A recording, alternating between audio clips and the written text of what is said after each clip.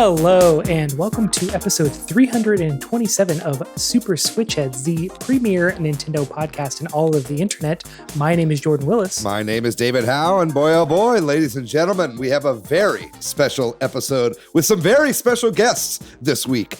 Joining, for the first time in a very long time, we have the wonderful Austin Young. Very good to see you, Austin. And then also, welcome back to the show, the wonderful Jeremy Franklin. How's it going, Jeremy? Thank you. Nice to be back. Austin and Jeremy are here today to talk with us about Pokémon Legends ZA, give our impressions, what we think about the game. It just came out last Thursday.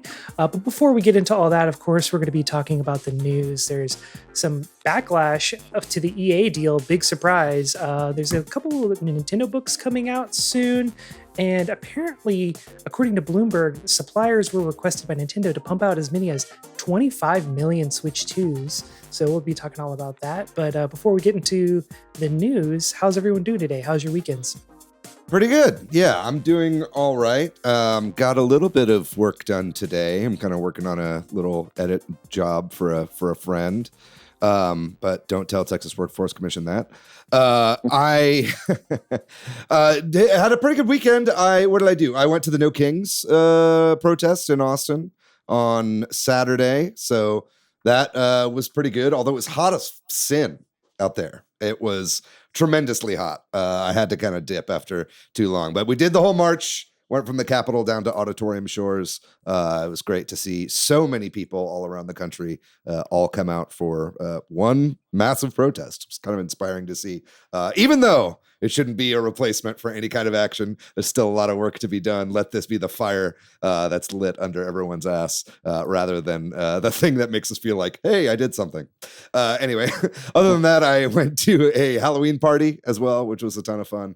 I got to whip out my Bob Ferguson from One Battle After Another costume. I was totally convinced that there would be multiple Bob Fergusons at this party. I was the only Bob Ferguson at the party, which made me feel very good. It was so good. So good. Yeah, great movie. Who is Bob Ferguson? I need to do a Google search. It's Leonardo DiCaprio's character in the movie One Battle After Another. It's a very easy costume to put together. I feel like you watched the trailer one time and you're like, oh, okay. Yeah, I get it. Like, it is some wraparound shades, a beanie, and a bathrobe. It's essentially all it is. But everybody knew what I was, so that's good. But what about y'all? You guys have a good weekend? Yeah, I went to see my grandma yesterday. She turned 81 years old. Wow. So that was her birthday was earlier this week. But yeah, dude. So I went down to San Antonio to see her, and man, I-35 is more of a mess than I remembered. Yeah. It is getting pretty rough. Yeah. I used to make that drive a lot down to San Antonio, and so the back and forth this time was like pretty brutal in comparison. I guess I was just mentally ready for it, but I was just like, man, this is not great because it's like multiple stretches of just tons of construction with no people working on it. It's very strange. Yeah.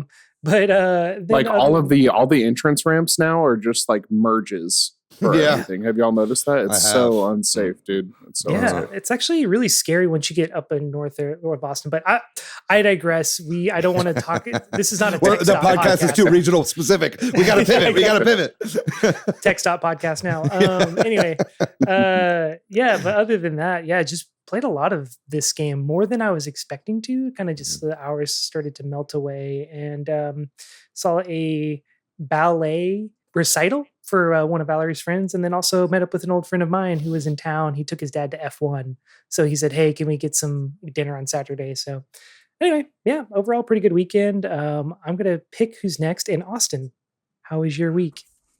It was great. I had a friend named Jesse visiting from Colorado, and we went to a goblin themed party at the Tiny Minotaur here in town. Sick. It was fantastic. Mm-hmm. The music was bopping. It was a good time. Yeah, I think if I'm correct, we were both a little hungover yesterday, Austin, when you came and picked up a mic from me. We kind of commiserated, which was nice. Absolutely. And my goblin costume, so I was already working on one for Ren Fairs, and sad, a woman in my apartment complex was evicted but all of her jewelry was just like hanging out in bags outside. And so I took a lot of that jewelry and just like poured it over myself. Oh my goodness. As a little thief goblin. Yeah, I guess that tracks. Treasure acquired, yeah. What about you, Jeremy? How was your week? It was good. I went to a concert on Friday. Went to see this guy, Anthony Green, who used to sing for Circus Survive and Seosin. So that was fun. Really like seeing that guy. And the weather was fucking awesome, at least that night. So that was really cool. It's been ping-ponging. It's been like a nice day and then a super hot day. Like today was hot. Mm-hmm.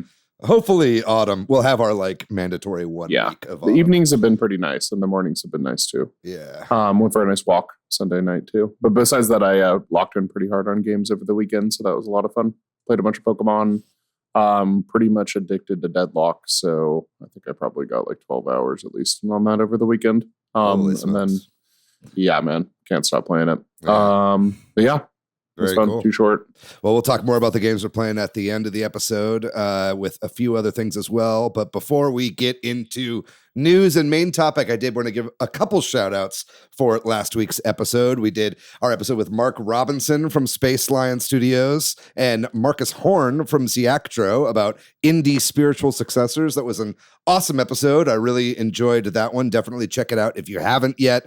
We had a couple shout outs. One of them was from AV, who said, I'd never heard of Mark Space Lion or Axes, but he was a great and spicy guest. I agree. Mark had a bunch of spicy takes, a lot of fun. Apparently, Mark also ran his own podcast for a really long time. So that tracked after doing the episode with him. Also, Swampy Southpaw said, this thumbnail is an indie spiritual successor to Animorphs, and I love it. And that is true. The art from last week had a couple spoofs of Animorphs covers. Great idea from Jordan on the episode art for that one. So thank you, Jordan. That was a little collab there. And then just a couple little shout outs as well. Just in talking to people about that episode was just a few other indie spiritual successors that we left off. One of them was Spin Frog, which is kind of an indie reimagining of Kuru Kuru Kururin. Star Fox has several in development indie spiritual successors right now, including Whisker Squadron, Wild Blue, which is by Chuhai Labs, one of the original developers of Star Fox, is actually making that game. And then also Death in Abyss. That was a big Steam Next Fest demo this past week. And also shout out to Co-Robo, which we've been talking about a bit on this episode, which is like a chibi robo indie spiritual successor, which is also being made by some of the original devs of that game. So more games to check out in addition to the list of all the games we talked about last week. That was a super fun episode.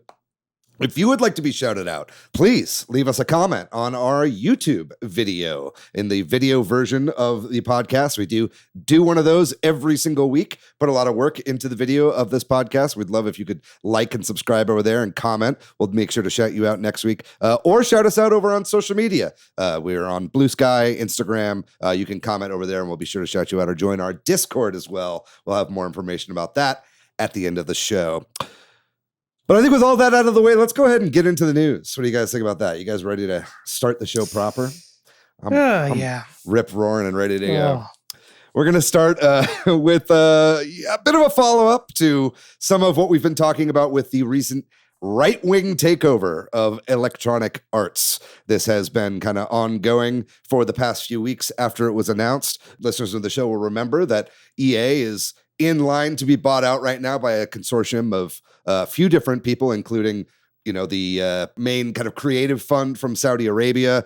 They also own large parts of Nintendo and a lot of other entertainment industries from the West, in addition to, I think, a few different private investment venture capitalist groups, including Jared Kushner, who is the son-in-law of Donald Trump, and Larry Ellison's Oracle. These are all groups that are going to buy EA, or at least they are attempting to, but they are seeing some pushback from lawmakers currently. And Jordan, can you kind of expand a little bit on who is really doing a lot of the pushing back on this? I know Elizabeth Warren was one of the people that I saw. Is that correct? Yeah, and Richard Blumenthal, they basically issued a letter just posing some pretty straightforward questions, like how will they ensure the sensitive personal information of Americans were not misused or accessed illegally by Saudi Arabia through the PIF. which is a very good question. I think this is kind of like we're starting to see like more tech kind of the lawmakers catching on to like how tech is used and how these international buyouts lead to like consumer data being leaked across borders.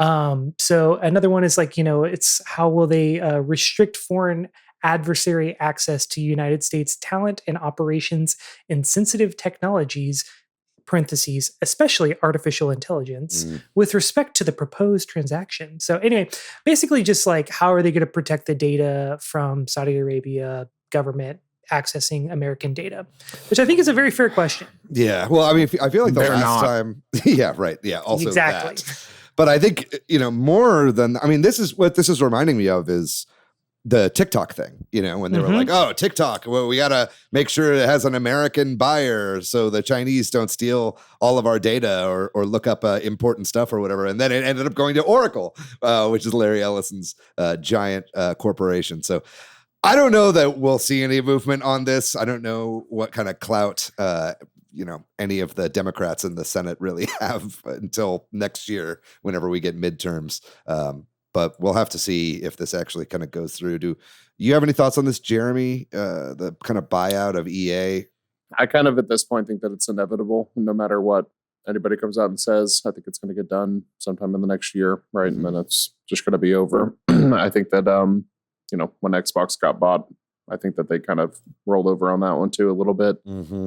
This is definitely a lot more serious because of the foreign security implications that Jordan mentioned for sure. I think it's unfortunate. I mean, I really hope that they get this next Jedi game out the door before any of this crap starts to mess that up, because I actually really like those games a lot. Those You want that game? Jedi Survivor. You want that game to be woke. You're worried that Exactly. the right-wing I think takeover they will might strip all the unwoke woke it. out of it. Yep. I think they might unwoke it. God damn And it. we all know those were the best parts of Star Wars these days. So, but I mean, besides that, is there that much lost? Who knows what's going to happen at the end of the day as far as the games go? But it's definitely a loss for the industry for sure. I don't see any good coming out of it, to be honest. Absolutely not. And I mean, I think at this point, we've seen so many of these mergers and acquisitions and buyouts that even when, a lot of time it's when a company goes public, but even when they're going from public to private, like we're seeing here with Electronic Arts,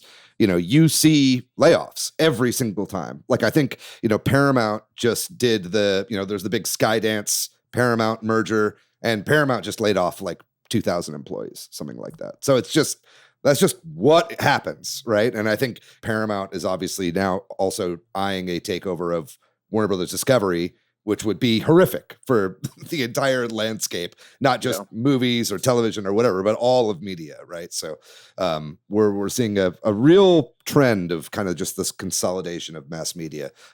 Really hope that this fails, because it would be a really great precedent. But the way that the courts and the SEC and the FCC are all stacked right now, I kind of see that Not looking like it. Yeah. The only thing that gives me, any sort of hope is this would be the largest leveraged buyout in history. So I feel like that's going to put it under a little bit more scrutiny than the average buyout, personally. I feel Yeah, I mean, under capitalism, right? Don't they have to kind of accept this from the board perspective, because it's so much more than they're valued at, right? If it's 25% more valuation than there are laws where it's if you leave money on the table, you can be sued by your investors or whatever. It's pretty ridiculous, because the long-term outlook, may not be good, but I guess they get a payday now. What a great system we have set up. Really great. Yeah, global trade. AAA is thriving, as we know. Let's move on, because I'm about to fucking kill myself. To a bit more lighthearted Too early. About some books that are going to be coming out soon in the Nintendo sphere. One of them is a manga about Masahiro Sakurai. That's right. Masahiro Sakurai is getting his own manga biography, which is pretty freaking cool. I'm actually really excited for that. I think that actually works really well. I could see that being pretty entertaining, and I'm sure he's got an entertaining life story, especially kind of starting with HAL Laboratories and then, kind of eschewing the Nintendo full-time job and kind of doing his own thing as a contractor for Nintendo all these years. I bet there's a lot of really interesting stories. And then seeing that in like an illustrated manga form, I think is kind of exciting. So that'll be cool. And then additionally, Ask Iwata, the kind of biography, autobiography-ish of things that Iwata had written in his own words, kind of collated from several different articles and interviews over the years. That's a great book. It's getting a paperback release in the summer of 2026. Have any of you guys read any of these books? Or excuse me, I guess the manga isn't out yet, but for Ask Iwata, have you read that, or are you excited for this Sakurai manga? I literally just bought this Ask Iwata book right before the stream because I looked it up. And it's actually, if you're looking for the hardcover, you can get it for $12 on Amazon right now. I was like, that's a freaking steal. So it's not a huge hardcover. It's not like a giant. I'm sure it's small. It's pretty much like the articles that he wrote, like his Ask Iwata articles compiled, and maybe some more. But I've always been super interested in it, so I picked it up. The Sakurai thing, is that something that he commissioned? I guess it's biography, right? So somebody else wrote it. I'm not sure. Do you know, Jordan? I have no idea. It was just like, it's funny to me that they give him 45 minutes to talk about Kirby Air Riders. They're giving him another 45 minutes to talk about Kirby Air Riders. They give him how many hours to talk about Super Smash Brothers? And he had his own YouTube channel, and now we're getting a biography. Like, this man is unhinged. He's a rock star. I love it. I will pick up the manga biography for sure. Also, can we make all biographies mangas from now on? That's a great point. Yeah. I think Box Brown is working on it, or at least the American version. Shout out Box Brown. I was just going to say that Tetris book from Box Brown is a great kind of oral history of the Alexei Pajitnov era of Tetris. Yeah. He has one about Andy Kaufman and Andre the Giant, and they're both very good. So, and he does a lot of comics on cannabis regulation and stuff like that. It's fascinating. He's one of my favorite comic artists. But sorry, that's a side please, tangent. Jordan. This is a family show. We don't condone these. So Box Brown podcast now. No, absolutely. I'm excited for both of these. I mean, obviously, I've read Ask Iwata, but I'm excited for the manga. I think that'll be really cool. Hopefully, we see an American release or an English release of that. Anyway, but we'll move on to our next bit of news, and that involves the Xbox Ally X, or the ROG Xbox Ally X. I don't know what you call this thing. It's by Asus. It's out. Republic of Gamers. I think it's out now. It's $1,000, which is insane. But reviews are in for both the $1,000 version and I think the $650 version. They're out right now. It's kind of mixed. You have some people, I think IGN gave it like a 9, which is crazy because they gave the Switch 2 a 7 while complaining that the price was too high. They gave this a 9 while it being $1,000. Yeah, I mean, look, I think it all depends on the reviewer, obviously, at IGN, who you're going to hear from. But it's been running the gamut. I think some people are complaining about the price, but a lot of people are saying that it's a very powerful handheld console. It seems like it's just, again, a skin on top of Windows 11, right? So I think one thing that we're seeing from all these reviews is that the user experience is a little clunkier than you'd expect given the price point. You guys have any thoughts on some of the reviews here? Jordan, what do you think about some of the news about this ROG Ally X from Xbox? I think it's more interesting, like now that it's out, people are comparing it to the Switch 2 and kind of running games side by side, and how the Switch 2 almost holds its own compared to this machine that's over twice the price, and kind of just shows like pure technical ability is not as much of a thing anymore in the modern era of gaming. And I think what Nintendo does really well is the optimization of their games and just like focusing on making sure their code base is tight so that they can run games and punch above their weight, and just get creative with the coding. So I don't know. I think that to me is like more interesting because I'm like, there's side-by-side comparisons I saw of using Cyberpunk 2077 as like kind of a benchmark title because it's available on both.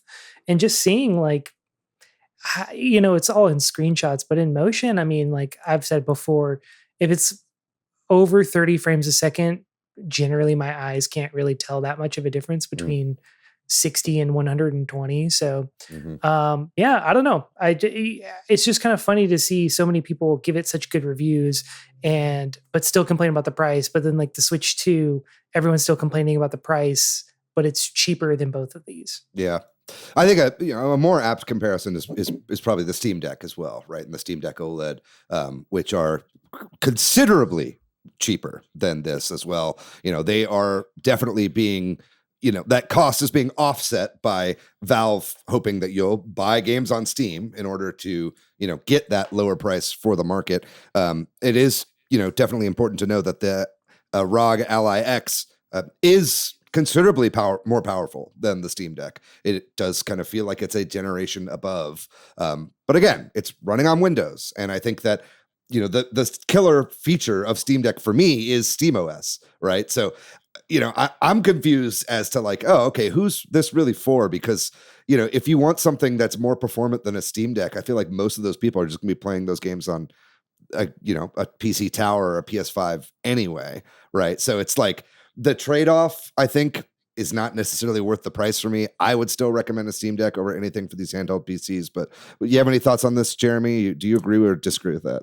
Yeah, I am not a fan of this. To be honest, I've been pretty negative on Xbox these days. But like, I definitely wonder if these people hadn't gotten this $1,000 device for free, if maybe some of these reviews wouldn't be as high as they are. Yeah. Right. Like, I definitely think that might have a little bit to take into account, because I want, like, are these people even really going to be playing this like 6 months from now? To be honest, a lot of these reviewers, that's just what I think. And then like, as far as the Windows stuff, I've heard that this thing has like Teams and Copilot basically ingrained into the OS, right? Just like Windows does. Like, I've heard that there's literally a dedicated like AI button, like AI game button that you can hit on this thing, and that I hate that. I freaking hate that.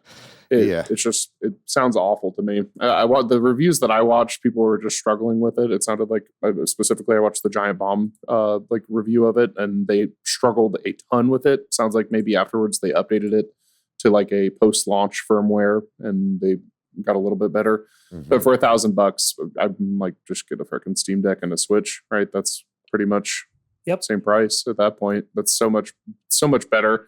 A lot of people, I think, were under the impression that it was going to literally be an Xbox, which that was a rumor for a while, was that Xbox internal was making their own handheld, and this was kind of like a half measure instead, right? Because you can't really play the Xbox console exclusive games on it, right? And it doesn't help that they've also been just saying like, this is an Xbox about everything. It's just like, right. It devalues the actual Xboxes. Yeah, exactly. For me, as somebody who was like well aware of what the thing was, I'm like, okay, I know it's just a PC that they're slapping Xbox on, but I totally, thinking about it now, I'm like, man, I could totally see how this would confuse consumers even more. Right. On top of all the terrible naming, Republic of Gamers, Ally, Series X, whatever they have. Is that what ROG stands for? Republic of Gamers? Republic of Gamers, baby. Oh my God, I never knew that. And you're messing up saying ROG. You should every time be saying Republic of Gamers Allies. No, I'm not ever going to say that. Please. Yeah, that's how it is. Yeah. That's how it is. Yeah, I don't know. I think it's... credit where credit's due, I was like an early adopter of the Steam Deck as well, you know, and it took, a couple of years for me to really be like, oh, this is a device that I can recommend as like a device for normies, like for a while it was like, oh, okay, you're having issues with this, for a while, like connecting a Bluetooth controller to the Steam Deck was like a miserable fucking experience, and now it's great. They've been kind of using us as beta testers to iron out all the kinks. And I'm sure ROG or whoever is doing the firmware on this thing, Republic of Gamers, it sounds Gamergate. When I say Republic of Gamers, it sounds like Gamergate to me. So I don't want to do that. But anyway, I'm sure some of this stuff will get ironed out, but again, at that price point, it's not really hard. Confident that it will, like Steam did. Like I definitely have that confidence in Valve to do what they did with the Steam Deck. I do not have the confidence in Xbox or Republic of Gamers, that's the first time I've ever heard of that. Whoever the actual company is the company name ROG? No, it's Asus. Asus. Asus. Yeah. Okay, yeah. I mean, I just don't have confidence in either of those companies to really deliver in the way that Valve did. But apparently, the thing has been sold out. Like, I don't know how probably many because they made like 20 of They them. probably didn't make that many of them, right? So I'm They all really went to the interested to see. Yeah, definitely. I'm highly interested to see how it does. And of course, maybe they just underproduced it so that they could say it's sold out. Yeah, Exactly. yeah. It's the opposite of the Nintendo method with the Switch 2. But Austin, do you have any? I'm wondering, like, what kind of gaming ecosystems are you in? Do you have any interest in handhelds other than the Switch? It's it. I hang out with people who mostly play Animal Crossing, Super Smash Brothers, and I don't really look beyond unless I'm hearing about a particular game that is just blowing up culturally, and we'll maybe borrow someone's system or watch them play it at their house. Yeah, I had no idea this was happening. Yeah, no, I mean that's fair. And to your credit as well, I think that Nintendo with the Switch 2, there's rumors that they'll be putting out a new version of DLSS that will come out for the system. We've seen the success with games like Star Wars Outlaws looking pretty freaking good with minimal, mainly, it's a 30 FPS limit that you're seeing on Switch 2 for games that are using DLSS, but those games look pretty sharp. And I think the technology is getting better and better. That kind of AI upscaling, that's a kind of AI that I think is permissible, right? It's not the kind of stuff that's being rumored to be in the new Microsoft or Halo games or whatever, although some of that's been debunked as well. But we'll have to see how that turns out. I am excited to see, especially with a lot of these rumors that Nintendo is making more and more systems, how they're going to be bolstering that software. And let's go ahead and actually start with that bit of news. And that is that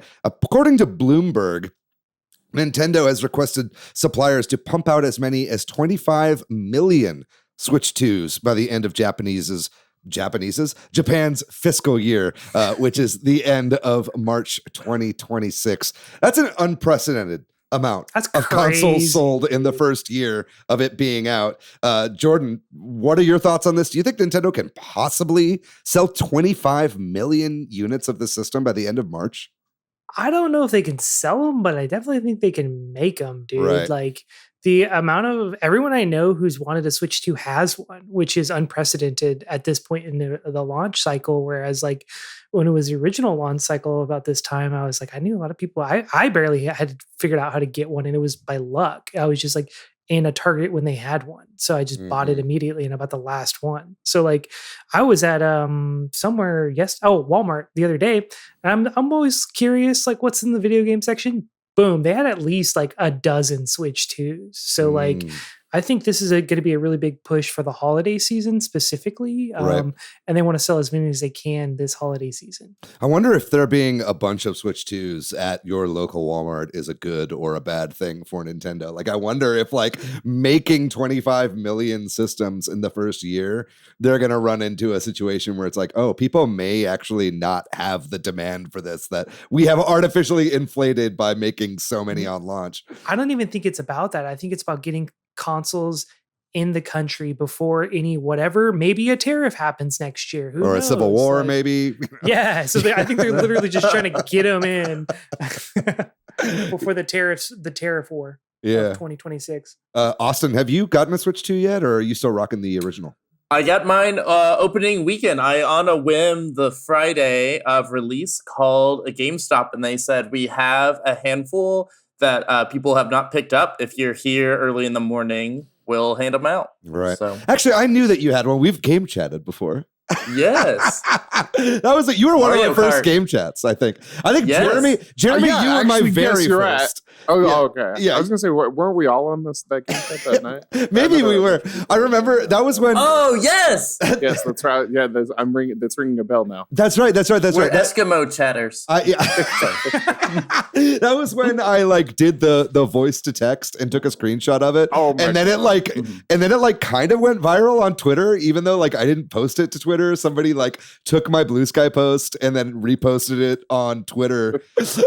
I didn't watch what I post sometimes, I suppose. But what do you think about this, Jeremy? Do you think 25 million is possible, and do you think it's a good idea? I'm pretty much with Jordan on it. I kind of think like if they are doing it, they have to be like doing it for some sort of economical, like strategical reason, right? Like it doesn't really make sense for them to just like shit out a bunch of Switch 2s just for them to not sell it. But maybe they've done the math and it's cheaper for them to make it now, risk maybe not selling as many and store it in the States than have to deal with a 100% tariff that might potentially double the cost of them getting stuff here, which is a really dire thought. So get your Switch 2s now, people. That's true. Yeah, I mean, I hate to do that, like say go buy, because you never know like what position people are in, like financially or whatever. But but with the Switch 2, it's like you're right. It's like a matter of time before the price goes up. I feel like they're price trying to isn't going down. Right. The price will never go down. Yeah, absolutely. I do know like a handful of people who were initially sticker shocked that I think come holiday season are going to like give in. You know what I mean? I think that actually exists, but I don't think that accounts for all of this demand, right? But yeah, absolutely. Yeah. I hope a couple things. I hope that first of all that we see, because this year when you're looking at the lineup, it's like really a bunch of cross-gen games. You know, even the games that like aren't cross-gen that are Switch 2 exclusives, like clearly started as Switch 1 games. You know, like Donkey Kong Bonanza, potentially Kirby Air Riders. Although Kirby Air Riders is looking pretty good, but we'll have to see when that game actually comes out, like how much it really shines on Switch 2. But I'm looking forward to, you know, after this Pokemon ZA, you know, Metroid Prime 4 era of like these games that are going to both systems. I'm looking forward to, with 25 million Switch 2s out there, a lot more games that are really taking advantage of, you know, the full suite of, you know, just improved clarity, graphics, and whatever they can do. Because I think once we see a bunch of Nintendo first-party stuff really making use of the hardware, I think that's going to be pretty fascinating. And then, yeah, hopefully we can get through this first fiscal year without a price increase. I'd love to not see one happen next year as well. But I think overall, the price of the Switch 2 seems pretty fair, I think, with retrospect. I think everybody was really scared. Do you agree, Jordan? I thought it was fair when they announced it, to be honest. Yeah. Because I knew all these price increases, and I'm like, you know, if I'm a parent this holiday season, imagine this: you're going down the aisle, you see Xbox Series X Digital Edition $600, PS5 Digital Edition $500, and those are both 5-year-old consoles at this point. Yeah. And then you see Switch 2 came out this year, $450. Wow, it's the cheapest out of all of the three options. It's like a no-brainer. Like I feel like this is gonna sell like crazy during the holiday season. I agree. That's the bundle one too, right? The $450. No, the bundle is $500. Oh, the bundle's $500. Yeah. There was a ZA bundle as well that I think just came out. So we'll see if that moves any numbers. But anyway, moving on. The hacker group known as Crimson Collective has claimed to have hacked Nintendo's servers and is holding a bit of data hostage. We've been seeing this a lot more recently. A lot of these kind of, you know, I guess it's just straight up data theft. Nintendo has come out and issued a response. I think that they said that none of their really important stuff was compromised. Who knows how true that is? They might be kind of trying to save face a little bit, but you never really know with these things. We've been seeing this happen more and more. Jordan, do you have any thoughts on this? Is this concerning to you at all? Or do you think this is people trying to peacock a little bit in the hacker circles? I can't really tell, to be honest, because I mean, I feel like if it was a big leak, like maybe like a terror leak or something like that, there'd be a little bit more substance. But Nintendo says like some other external servers that display the Nintendo's website were like defaced, but there's no evidence of like damage to customers or like company intrusion. So I don't really know how deep this hack goes, and I'd be curious to just keep following it to see if there is any more meat on this bone. Yeah, it's kind of hard to say these days. I mean, there was another really big hack, though, that did happen over the last week. We talked about it a little bit last week, but as soon as they hacked the Pokemon stuff, the Pokemon company immediately started posting stuff everywhere, you know? So, like, that kind of leads me to believe that maybe this, you know, Crimson Collective hack is not as substantial as they say, because generally when hackers get their hands on stuff, they love to talk about it online. And I don't know that there's much meat on that bone. But let's talk about some of the stuff from the leak that we didn't get to last week. And last week on the show, we talked about Gen 10 of Pokemon being referred to as Wind and Waves, having a sort of, a South Asian setting. Like Indonesian island. Yeah, Indonesian. Apparently, it's very like climate themed, like weather themed. But there's a lot of other stuff that was also leaked that we didn't get to last week. And I wanted to get to a little bit of that before we get into our main topic here. And speaking of Pokemon Legends, one of the games that was leaked from Centro Leaks, who we had talked about last week, was in 2027, there potentially being a new Legends game, this time set in the Galar region. Now, Galar, if I'm not mistaken, was where Sword and Shield was set. Would you be interested in a Legends game set in Galar? Is it too early for us to, go back to that setting? Honestly, I think that's perfect because that game had so much controversy around it. Those two titles, because it was the first Pokemon on the Switch, and folks were just disappointed with the environments and everything, right? And so, which makes me sad because I think a lot of the Pokemon designs there were really cool for that generation. So I think going back and exploring that lore, it also there's a lot of lore hinted at and teased at, but not really explored. And these games seem to be delving into that deeper. So I think it's worth delving back into that setting. Yeah. Cool. Yeah, I pretty much agree. I mean, a few of the other games that were leaked, obviously we had Gen 10, which is scheduled for next year. Additionally, there was a game that was being referred to as Project Seed that apparently combines the regions of Kanto, Johto, Hoenn, and Sinnoh, which is really exciting to hear. That's basically, if all of the regions are based on real life Earth regions, those are like all the Japan regions, essentially, of the Pokemon universe. A lot of people have been speculating that this might be some sort of MMO. I think there's even some data to back up the fact that this might be a always online game. So if Pokemon Company or Nintendo or Game Freak, whoever's handling this, I guess it would be Game Freak, is doing an MMO. I mean, that would be a huge draw to have such a huge area to go through. Who knows how that's going to work out, but apparently that will be coming 2029. And then I think another thing leaked here was that Gen 11 will be releasing 2030. Dang, it's crazy to think about the year 2030 as a real year that exists. You have any thoughts on any of those games, Jeremy, Jordan?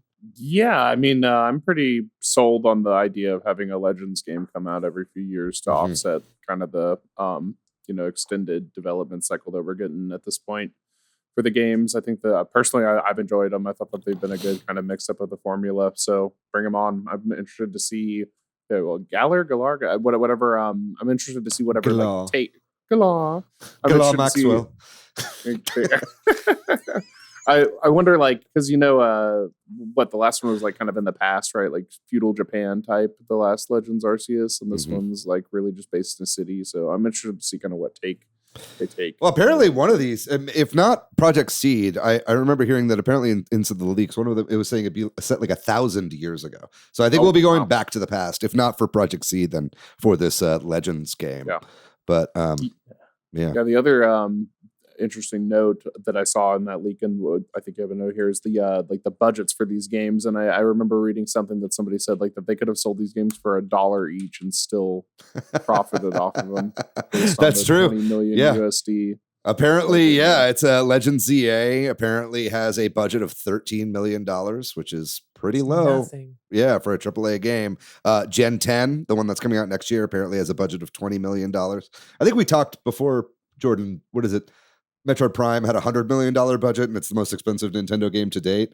Oh, wow. This is kind of like, with Warner Brothers, a lot of people are talking about one battle after another not making its money back at the cinemas. And it's like, that's what Minecraft is for. You know what I mean? It's like you have these big game sellers that you keep the budgets really cheap on, so you can make whatever games you want and not have to worry too much about every game turning a profit, like we're seeing be kind of the downfall, I think, of the AAA gaming industry right now, right? Is that kind of profit-driven thing.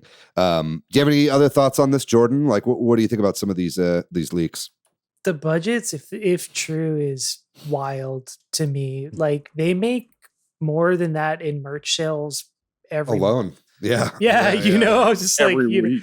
It's like how much do you think the Pokemon trading card game makes them every week or every month? It's just so to see that the games cost such a low amount. It's just like they got to be swimming in cash, which is also why I'm like, give more times for the generations or just hire more developers. Like, what are we doing here, man? Like, I know you don't want your budgets to balloon, your games to kind of get scope creep, but like, dude, like with the way that Scarlet Violet released was kind of like unacceptable. Like, it's kind of crazy that they let that out, knowing that if that's true, that's how much these games cost. Because I would imagine Scarlet Violet probably cost around the same as Gen 10, $20 million. So like, yeah.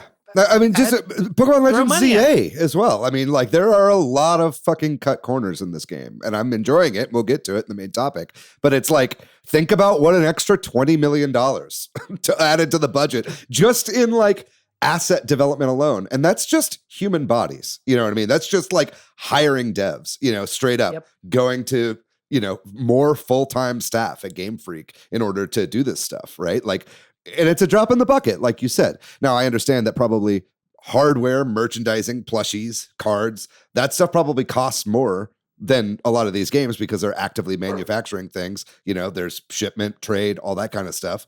But still, that notwithstanding, it's still the most profitable IP of all time in all of its facets, right? So I think that was a bit of a shock for people. And at this point, it's kind of a squeaky wheel that we're kind of blasting this horn over and over again. This is, you know, a tale as old as time with Game Freak. But a couple last little things here. Apparently, there's a new graphics engine that will be for the game, I guess, Wind and Waves Onward. They're calling Pokemon Engine X, which, you know, God damn it, I'm ready for some new engine for these games. I think we're still basically running off the same engine that they used to make the 3DS games right now. So I think that's long overdue. Hopefully that, you know, the 25 million Switch 2s that are out there means that we'll be getting some exclusive Switch 2 games that can really not be held back.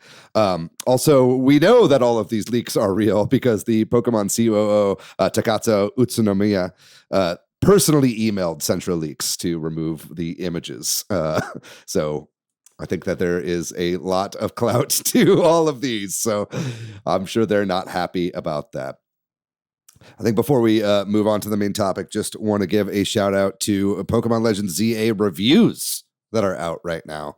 And ranked battles have also begun. Where's the Metacritic at for Pokemon Legends ZA right now? It looks like it's at about a 79%, which seems to be pretty average for the Pokemon series, but I think a lot of people are enjoying it more. Some people are not enjoying it. I'm excited to get into all of that in our main topic, which we will get to right after this break.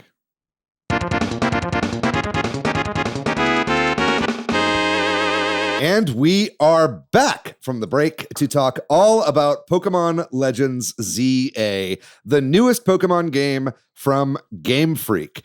This is an interesting one, gang. I think that this is not really a game that anybody was expecting. I mean, we obviously knew this game was coming. Nintendo put out 25 million trailers for this thing before it eventually came out. But I think we're all a little surprised at the kind of game this is. Obviously, Nintendo has put out a Pokemon Legends game before this. That's Pokemon Legends Arceus, which we showed a bit of earlier in the episode. That game was a lot more kind of exploration and catching focused, kind of filling out your Pokedex, like the collecting side of Pokemon. This game seems to be a lot more concerned with battles and real-time battles.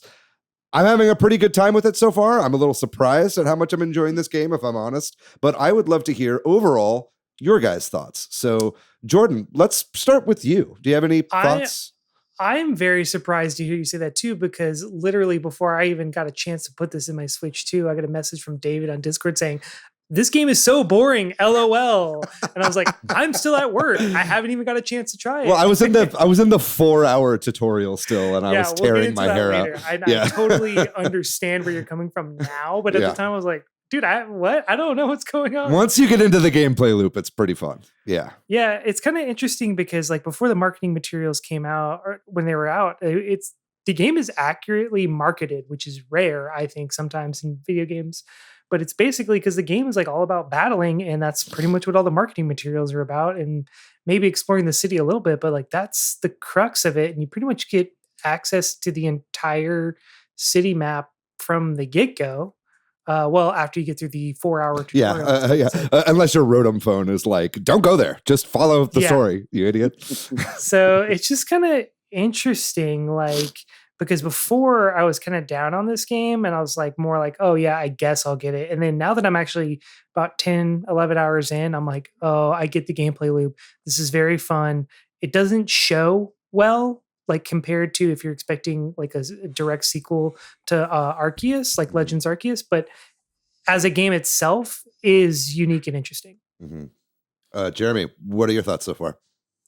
Yeah, I'm pretty into it. I definitely have my complaints, but so far I think I'm liking it quite a bit. I'm pretty big on Pokemon as a whole, so there's about nothing that they could do that I'd be like, this is terrible and I'm never playing this shit. But I'm pretty impressed. I guess I watched the trailers and stuff too. I guess I never really digested it that much to really be like, oh, this is going to be a battling experience. But Same. You're totally right. Like that's definitely what they focus on here. I feel like it is a lot of the battle formula that they had in Arceus, which I personally loved. Like it's real time, but they have kind of evolved it a little bit. I can't remember if in Arceus you like have the timed use of items. Because like in this one, basically, when you're in battles, you use an item, and then you have to wait like 5 seconds or something until you can use it. Or like an attack or something like that. Is that what you mean? Like the cooldown? Well, even just items too. Like if you're using trying to heal with a super potion or a hyper potion in the middle of a fight, you can't just spam them every time. Right. Which I mean, in the turn-based one, right, it takes a turn to use an item. But I can't remember how it was in Arceus, to be honest. It's been years since I played that. But I think that's interesting. It feels like they've evolved that formula a little bit for this. Which they certainly Xenoblade Chronicles to it, right? What do you think so far, Austin? I'm having a great time. I think the last couple of Pokemon games I've bought out of a sense of nostalgia and have a little bit of like buyer's remorse afterwards. And I was preparing myself for that this time. And I mean, there are more complicated games doing something similar like Xenoblade that I've played and enjoyed, but this is scratching that nostalgia itch, but I'm not thinking like, oh, this is the same exact experience I've done a number of times now. It is fresh enough. It is fresh. And familiar enough. Yeah. Yeah, I'm having a blast. How far are we in the game? Maybe we can all kind of check in real quick. I think I'm rank W, so I'm still. You guys are all probably further than I am at this point. But what ranks are you guys at in the story right now? I think I'm rank V. F. Okay. Okay. F for Austin. V for Jordan. What about you, Jeremy? Just got to D. Just got to D. Okay. And I do know, and this may be a mild spoiler, but I do know that the game skips some levels, right? So it's not all 26 of the levels to get through, right? I kind of have some feelings about that, but let's save it. Yeah, absolutely. Cool. So I just wanted to make sure we all know that's, we'll be talking, probably up to that point. We're not going to get into too heavy story spoilers in this episode. In fact, I think we should probably avoid it for anybody listening to this. I think there's more than enough to talk about insofar as gameplay mechanics and whatnot. But yeah, you had something you wanted to add, Jeremy? I feel like we should start and everybody should say which Pokemon they picked. Okay, sure. Well, start us off then. Starters. I went, of course, Totodile. Yeah, me too. The GOAT. This is my first time choosing the grass starter. I went with Chikorita. Nice. Chikorita. Hispanic icon. Wow. Well, I went with the pig. I cannot even remember its name. Tepig, right? Tepig, yeah. Because Totodile is the GOAT, like obviously, but I've always picked Totodile, so I wanted to do something a little bit different and try something different. And I did honestly look up all of the mega evolutions for these. Are they all new for the 3 starters? I can't remember if these are all new or not. They are. Yeah. Okay. Yeah. And to be honest, this one was kind of my favorite. Yeah. So, there's that to be said. But I also was just like, you know what? I've never done Tepig. I've done Chikorita. I've done Totodile, whatever. Totodile. Totodile. Bless the rails down in Lumios. Try something new. Yeah. I will say right now, I've got my Totodile in his second evolution. I don't know what he's called because I've nicknamed my Totodile Baby Gronk, and so I don't know what any of their names are. But I will say that second evolution of Totodile That's one ugly Pokemon, man. I cannot wait He's until not he gets past the awkward puberty phase. And even for alligators, pretty fucking ugly too, dude. Yeah, exactly. But hey, you know what? It's fine. I like my water Pokemon. Let's talk a little bit about kind of the setting. I think that's probably a good place to start. I think that's also one of the most controversial things about this game is kind of the setting. You know, I think Pokemon Legends Arceus, which is a game I really enjoyed quite a bit. I thought that breathed so much fresh life into the Pokemon series. Was very open area, very Breath of the Wild. You know, I'm sure Monolith Soft helped quite a bit with a lot of the environments in that game. They've gone kind of the complete opposite direction with this game, and it's all set inside one city, and it's a circular city, Lumia City from Pokemon X and Y, and it's not that big of an environment, and it's all very aesthetically very similar. It feels dense, but yeah, I totally agree. It doesn't look, impressive at all. Right, really. right. But I mean, beyond just the graphics, and we'll certainly get to the graphics, like how do we feel about a game kind of keeping you in one city like this? This is certainly the first time that we've, usually Pokemon games have many cities in them. This is obviously more dense, like you said, than we usually see. But Austin, is it feel claustrophobic to you at all? Or do you enjoy it? Has it gotten tiring for you at this point? I am enjoying it. I feel like it keeps the action snappy as well, that everything is so dense. I also think that thematically, right, so Arceus was about the past and human civilization just starting and integrating Pokemon. And this is kind of the opposite of that, right? We're very civilized and human-centric, and we are figuring out where's the space for Pokemon. So I like that exploration of that theme. But it's coming at the cost of visually, it's kind of boring. Yeah, there was a rumor going around that the city is all one giant model, which I think was actually debunked. That is, that's something from like a cinematic that happens. It's like a model of the city where the camera is really far out. It's not really all actually one model, but you kind of wouldn't know because all the buildings like pretty much look exactly the same. They are all essentially rectangles, like there is really no facades on anything. It's just Nothing kind of stands out. Yeah, it's just textures on all of the buildings, right?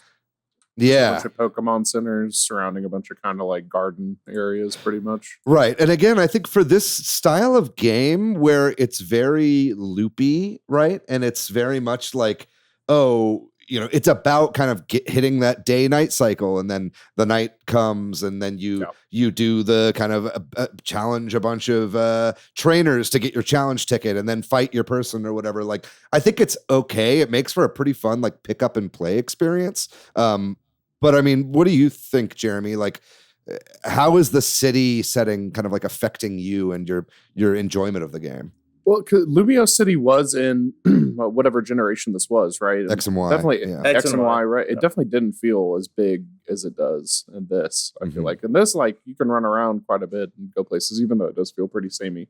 But, I mean, like, I've pretty thoroughly enjoyed the day-night cycle stuff. Like, I thought that was pretty cool, even though it's fairly basic, right? But jumping into, like, the battle zones or whatever has been kind of cool. You go pick up your little cards or whatever, your challenge cards that basically give you some incentive to use certain moves or certain Pokemon to get more points as you go in the story. At least where I'm at now, like at the beginning it felt like, oh, I'm getting these done super fast, so I'm fighting like 2 trainers, getting the cards done, and it's done. Now it's like I'm having to go through at least 2 nights to get through some of my promotion fights. So it definitely felt like it ramped up a bit, maybe not totally difficulty wise, because it feels like I'm kind of snowballing, but I'm liking the loop. The city is cool. There are like the exploration options open up a little bit, but it's nothing that has been like anything that makes me want to really go explore. There's all those like little hidden screws or whatever around town, right? The colored screws. What do you do with the colorful screws? They said you could turn them in somewhere, but I'll be honest, at this point, I'm rank D and I have no idea where. All right. I know where I figured that out. You can like redeem them for these little plushies that give you bonuses. Like, one of them is like your Pokemon will collect more XP. Whenever you're in fights, you'll collect more gold. Like little things like that, and it doesn't give you a percentage upgrade, but it just says that. And there's multiple levels to that as well. So it just like helps you kind of like rank up all your other things besides your Pokemon. From that. On your map, if you start at the southmost point and just work your way east a little bit, that's where the little shop is. They don't tell you in the game. That's really annoying. It was very random when I found it, and I was like, "Oh, this is where I'm supposed to take all these dozen colorful screws I have." Okay, great. Thanks for letting me know that. Are all the purple pickups, are those always screws? Seems like they are. I think so. I think so. Yeah. Yeah. I haven't gotten one that's not. Because those are like the hardest like platforming challenges. It's like to get to the purple Yeah. ones. You know? Yeah. So, Yeah. but there is a little bit of like traversal in this game. There's not a jump button really, but there is some light platforming. You kind of climb the scaffolding to get on top of the buildings. So at least there's a little bit of verticality in this game, even if all the rooftops are all pretty samey and there's not. It makes the city feel bigger. It makes it feel bigger. I kind of wish there was a full underground catacombs like there is in Paris, which is obviously what this city is based on, right? Yeah. So I think it would have been cool if there was a whole kind of underneath layer to add to the variety of this game, but they kind of decided to opt out of that this game. And they have the tower too, which at this point, like I'm not sure what they're going to do with it. I'm fairly not at the end of the story yet, so who knows? But it's still under construction? Like they've said it's under construction, right? That's kind of what they say at the beginning of the game. So it would be that's got to be that'd be super lame if it's just under construction. Yeah, it's Chekhov's tower. Like there will be something. They've been talking about the tower being under construction at the very beginning of the game, so that would be really silly if that wasn't a part of it. Yep. Yeah, I think speaking about this setting, I think that something that I'm kind of two minds about the city and how fleshed out it is. I mean, there's a lot of NPCs, and I think something that I've been enjoying is a lot of the variety and like the looks of the NPCs. There's a lot of weirdos, and they're all kind of have something kind of funny to say. The game's like surprisingly funny. Yes. Yeah, which I think is pretty cool. And I think a lot of like the drip on a lot of the NPCs is like pretty cool and unique and varied. I do hate that everyone's just standing there for the most part. Yeah, like occasionally you'll see somebody like taking a selfie or like moving their arms around like in conversation. I've seen a guy jogging by. I saw a guy jogging by on a jogging run. But most people are like standing there, staring forward, not doing anything. I don't know if that's been y'all's experience as well. Give me some back and forth. Give me some circles, something a little bit. I think about like Zelda, where it's like, they move. They don't move in a complicated pattern, but they move, and it makes it feel a little bit more alive than just a bunch of people standing around. Yeah, absolutely. I think that again, this is clearly how Pokemon has been for a very long time, but it's like when they're trying something so new and something that has been compared to like Yakuza quite a bit. I think a lot of people have been comparing this game to Yakuza. I think you compare it to those games and not to other Pokemon games, right? So you kind of like want a little bit more out of something, especially when it's one location. You kind of hope that there'll be a little bit more variety there. That's been a little disappointing for me. Jordan, like kind of what's your overall thoughts on the setting before we kind of move on from here? So I really liked Lumiose City in X and Y because when you got to it, it was massive compared to other Pokemon game cities. Usually it's kind of like, maybe a couple screens, but the cities like have a couple buildings you go into, but they're not huge. But that to me was the marker of, okay, we are now in the 3D generation of Pokemon. The city is much larger than I'm used to, and it kind of really felt like a step up. So coming from Arceus to this, it does feel like a weird step down in the opposite way, where you're just like, oh, this is not as expansive. But the more I explore, the more I find things to do. And it is pretty packed with things like around. But yeah, I think it would have gone a long way to just have some more moving. Because I've been playing Yakuza Chapter 0, and people walk around in that city, man. They're just going back and forth up and down the alleys and stuff like that. But yeah, I don't know. There's something about like, is this hampered by the Switch 1? And like having to be on both, because when you look at them side by side, the main comparison, not to move too far ahead, but it's like the main comparison between Switch 1 and Switch 2 is Switch 2 textures just look more updated. And it's super smooth. It's got that 60 FPS. I think it's playing at 4K. If not 4K, it's very, very sharp. Kind of almost unsettlingly so. Like, right? Yeah. Like when I'm playing this game, I'm like, I expect this with the visuals to run at like a choppy 30 FPS and have like, horrible like resolution, dynamic resolution and all that kind of stuff. But playing this game like on my OLED screen, I'm like, whoa, this game almost like looks too good for the aesthetic style that they've gone with. You know what I mean? Yeah. And that's why it probably performs so well, is because it's targeting older hardware. And so they're able to kind of really get that boost on Switch too. But I'm certainly not going to complain with a high resolution and frame rate, right? But yeah, I think what you're saying, Jordan, is totally right. And you nailed it right off the bat, Jeremy, is that it's very dense. This game is like a thick, dense city, right? And there's a lot to do. There's a lot of open world shenanigans like you have listed here, Jordan. There's the kind of platforming challenges with the scaffolding on the sides of the building. There's a shit ton of side missions just constantly everywhere. A lot of them are fetch quests or battles, and so the variety is not crazy, but you don't have to do all of them, and they're there if you want to. It really adds to the density. Then there's obviously the research missions as well, from, I think, what was the character's name that gives you the Mabel. Professor Mabel. And she's runs like a science experiment thing. And that kind of brings us to some of the capturing mechanics, I suppose, which do return from Arceus, this kind of open, it doesn't have the open areas so much. There are these wild zones, which are just kind of cordoned off sections of the city where Pokemon run free. But they do have the crouch, sneak up on Pokemon, throw Pokeballs mechanic from Pokemon Arceus. Austin, how does that feel to you? I know we've been talking about how this game is mostly focused on battling, but how does the capturing mechanics feel to you in this game?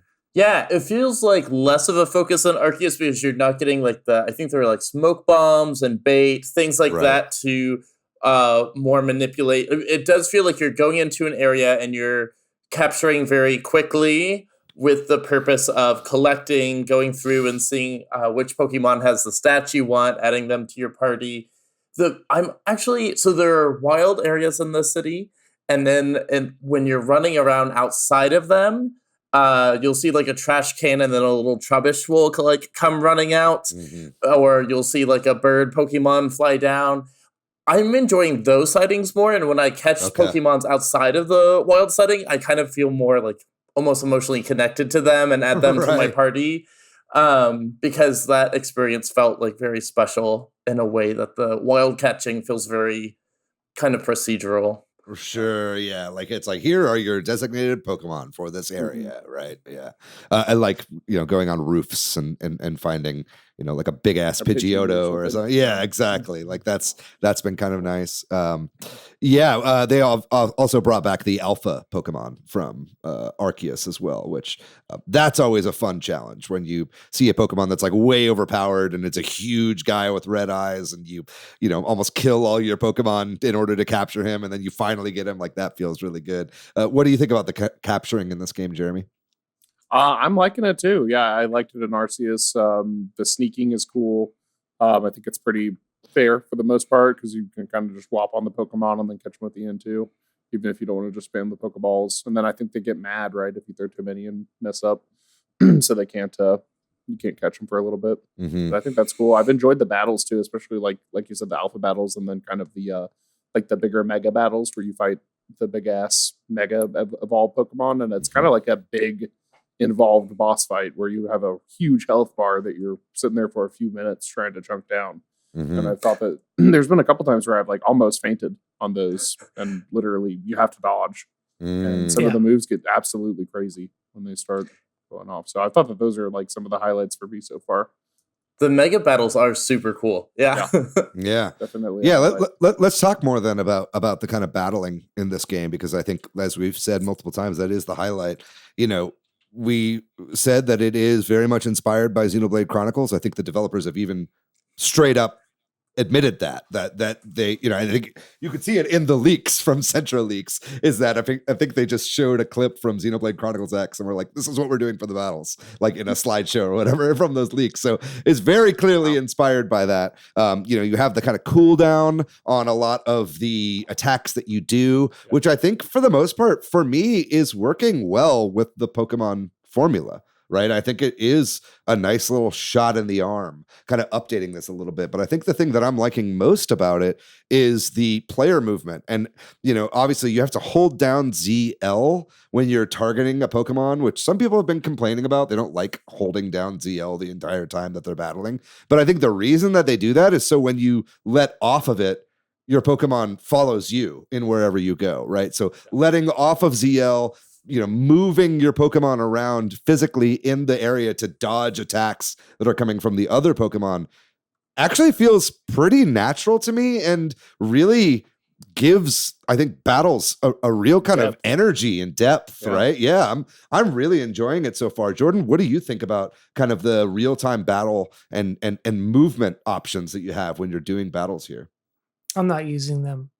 Really? I'm holding down ZL pretty much constantly. You're just letting your Pokemon just get buffeted by attacks by these? Oh yeah, because I got more than enough healing items between potions. everything. Yeah, like I'm just kind of letting it fly. Like I was reading the Discord the other day and talking, y'all were talking about the different movement options to dodge Pokemon attacks, and I was like, I have been doing none of this. Well, so I actually don't know how to use items. I told you that you press X, but you don't. You do. You press and hold X, and it will bring up your menu like normal. But after you use it, you'll see a little cooldown meter at the battle, and even if you open it again, it will be blacked out. Yeah. So it's But you can't be holding the left trigger. You hold it because if you just press X, it'll do whatever the move is that the. No, so if you're holding left trigger, then you'll get the move list. But don't be you holding have to left let trigger. go and then just item. press X. Press X. It'll Gotcha. pause the battle. It'll bring up a menu. Well, now that's pie on my face because that shows that I'm also just holding down CL the entire time. 4 hours of tutorials and we're still talking about this, but okay. Hey, look,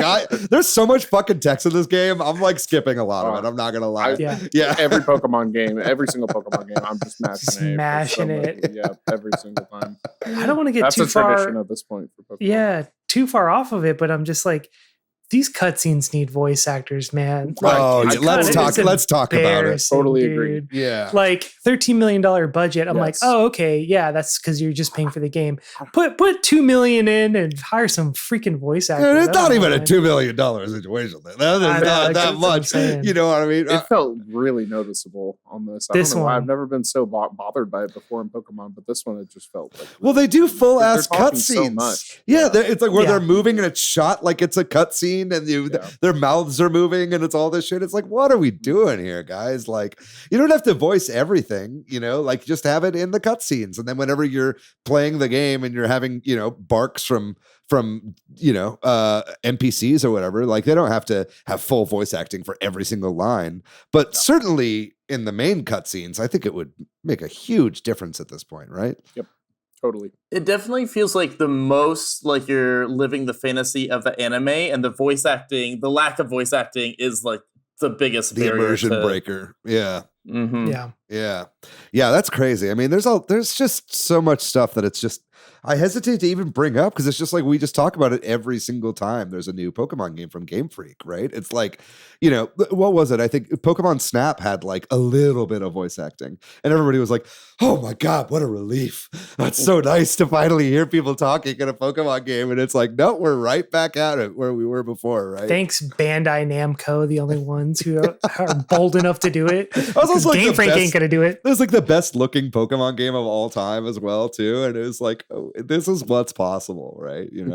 And people are like, oh, like that game is on rails and this is open world, so you can't expect that. And it's like, no, we can absolutely expect that. Like, if we're going to be comparing this game gameplay wise to Xenoblade, that's what you have to look at. You know what I mean? Like that's, everything is voice acted in Xenoblade. And those games also come out really, really fast, like the actual release cadence of those games. It's not as fast as Pokemon, but it's close, for probably a fraction of, the funds that they have available in order to get that done. And at a fraction of the sales as well, so I think that's unacceptable at this point. And vast maps, like huge maps. Yeah, that's crazy. Anyway, let's talk a little bit about the story here and what we have. We'll probably get to some of the shortcomings of this game as we go through the episode. Or if you guys still have complaints, feel free to sprinkle them in as we go, because this is by no means a perfect game. But the story and kind of the way that this game is laid out and what eventually becomes the main loop of the game is this kind of ZA tournament, right? Does it have an official name? What's the name of it? Is it just ZA? Like ZA Battle Royale? ZA Battle Royale, something like Something that. Yeah, but it's essentially, you get off the train in Lumio City and everyone's like, hello, and they're like throwing in little like French words to be like, hey, this is France.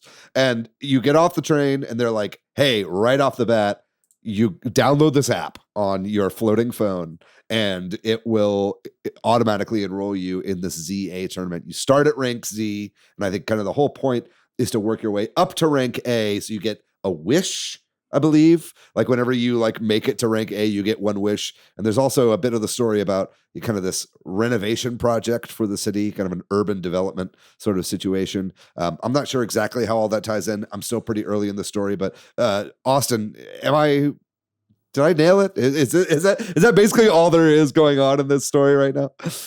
There is a moment later that leads to that jump that we talked about later that changes some things around, but essentially that's it. What also bugs me is that we don't really know, or maybe I missed it because this story doesn't care, but like, why was my character going to Lumio City to begin with? I don't know. Like, we're now mixed up in doing this for other people's goals and helping them out doing that, which is great, but like, I have no idea what my character as a person wants. Right.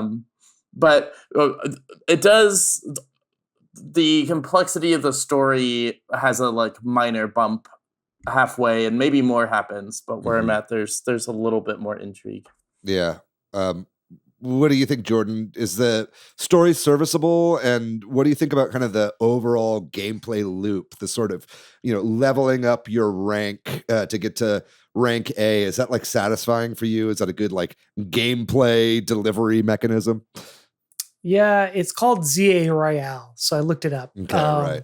Which I was like, I added Battle Royale because of video games. But anyway, yeah, like, I think the premise is satisfying, though I do have a gripe that it is spoiler territory, so I will not talk about it here. But yeah, I think it's overall like a pretty strong conceit of just kind of like forcing you to play with the day-night cycle and then kind of integrating that into the gameplay loop, I think is pretty cool.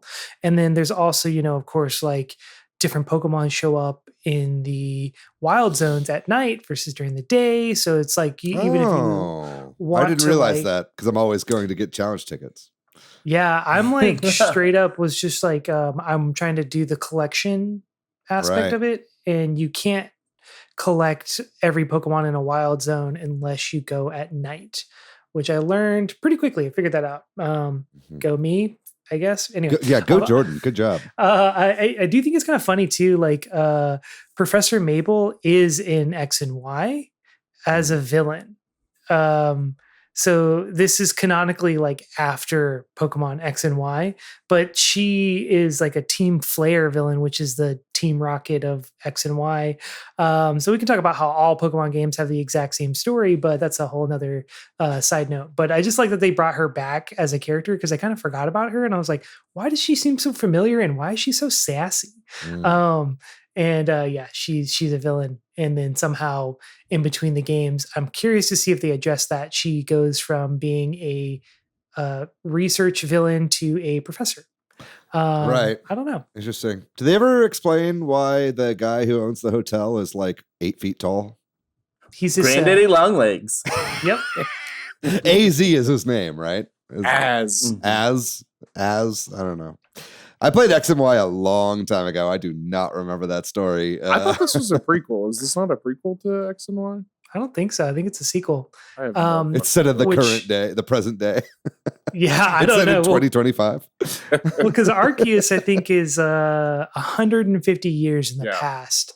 So this is like current day which, because if it is a sequel, it would be if X and Y was current day and this is current day, years have passed. Yeah. That's how time works. Years keep I going. suppose so. It's the Blade Runner 2049 of the Pokemon franchise. Yeah, XY's story as well, with it being the first 3DS game, had a lot of complaints about the fact that they tried to tell a story and it stopped even before you finished all the badges. You kind of had this conclusion to the NPCs and what they were involved with in the world.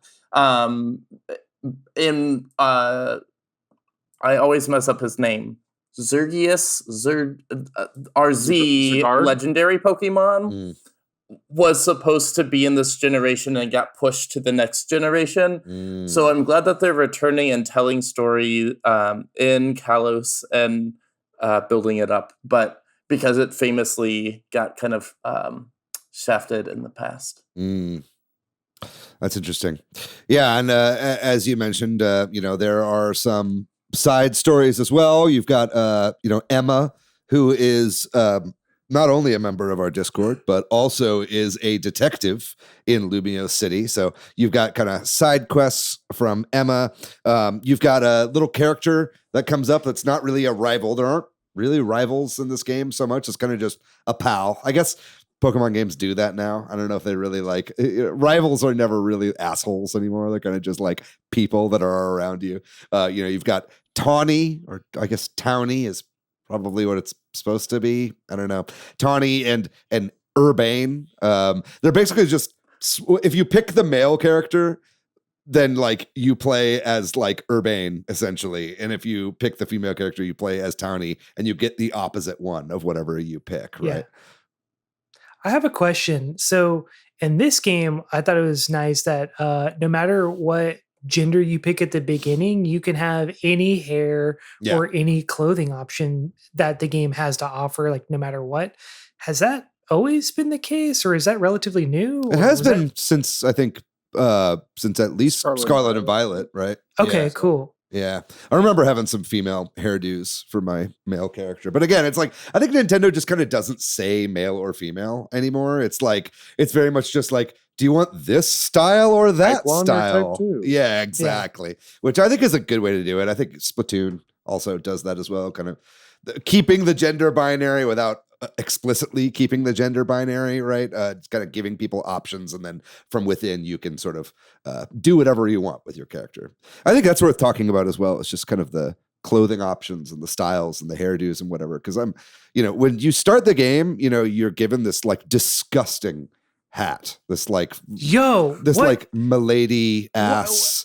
Like, what is with Pokemon and Trilby hats, dude? Yeah. Like, it made me mad. Yeah, I was like, this is like a pervert like designed this game. I was like, I hate that look. I hate the jacket you get. Even though Naveen comes up and is like, I spent all night like designing this jacket for you. I'm like, great. I'm never going to wear that for the remainder of this game, because that's a fugly ass jacket and a fugly ass hat that I will not be wearing. But once you actually start shopping for clothes, you're like, oh man, there's actually quite a few So much clothing options.